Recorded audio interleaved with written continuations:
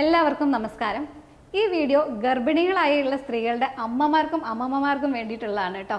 ഇവർ സ്വതവേ എപ്പോഴും ഗർഭിണികൾക്കുള്ള പ്രശ്നമാണ് അല്ലെങ്കിൽ ഒരു ഡൗട്ടാണ്.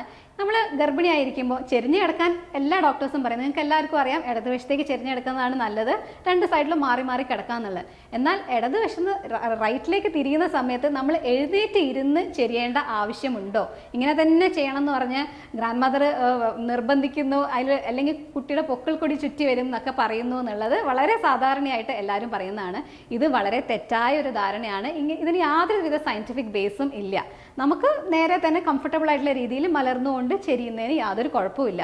കുഞ്ഞിൻ്റെ പൊക്കിൾക്കൊടി എന്ന് പറയുന്നത് കുഞ്ഞിൻ്റെ പൊക്കിളിൽ നിന്ന് അമ്മയുടെ മറുവിലേക്ക് കണക്ട് ചെയ്യുന്ന ഒരു 60 സെൻറ്റിമീറ്ററോളം ലോങ് ആയിട്ടുള്ള ഒരു കോഡാണ്.